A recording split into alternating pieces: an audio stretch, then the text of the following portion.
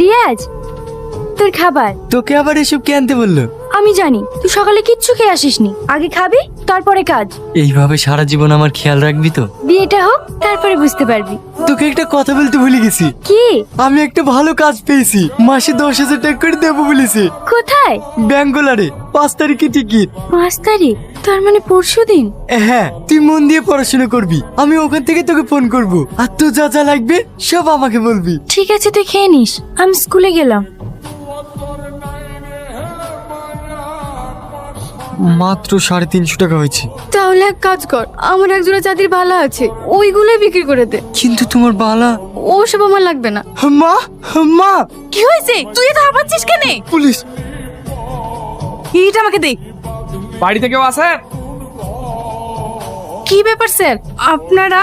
সূর্যকার নাম? আমার ছেলের নাম। ওর নামে কমপ্লেন আছে, ও নাকি ড্রাগস বিক্রি করে। না না স্যার, আমার ছেলে এসব কিছু করে না।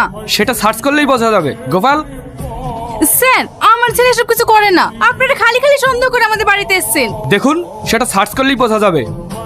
স্যার এই ড্রাগস। স্যার, এই ব্যাগ আমার না, এটা রিয়াজের ব্যাগ। হ্যাঁ স্যার, এইটা ওর ব্যাগ। তার মানে এসব কাজ তুই করিস? না স্যার, আমি এসব কিছু জানি না, আর এগুলো আমার ব্যাগ কি করেছি সেটাও আমি জানি না। নিয়ে চল ওকে। 2 বছর পর জেল খেটে বাড়ি আসি, তারপর মা, মা, পল্লবী, মা কোথায়? পিটির বিয়ে হয়ে গেছে, পিটি এখন শ্বশুর বাড়িতে আছে। কি? আর তুই না? বুবুরও বিয়ে হয়ে গেছে। এইসব তুই কি বলছিস? ঠিকই বলছি। তুই এখানে কি করতে এসেছিস? তোমরা আমার মায়ের বিয়ে দিয়েছো? হ্যাঁ দিছি, আপদ বিদায় করেছি, মাথা থেকে বোঝা নামিয়েছি। তুই এই বাড়ি থেকে বেরিয়ে যা। মায়ের কোথায় বিয়ে দিয়েছো? গোবরডাঙ্গা। তোমরা অনেক বড় অন্যায় করেছো। এই নাও। মা, কে এটা?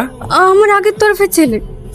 ওকে এখান থেকে চলে যেতে বলো, আমি আসার পর যেন ওকে না দেখতে পাই।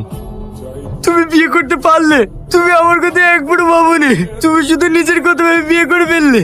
আমি এখন কোথায় যাব, কার কাছে দেখবো? তুই জেলে যাবার পর তোর মামা আমায় জোর করে বিয়ে দিয়ে দিয়েছে। তুই তোর মামাদের বাড়িতেই থাক। মামার আমাকে বাড়ি থেকে বের করে দিয়েছে, তুমিও বিয়ে করে ফেলেছো। আমি এখন কোথায় যাব, কার কাছে দেখবো? একটু পানি পাওয়া যাবে? কে তুমি? তোমার বাড়ি কোথায়?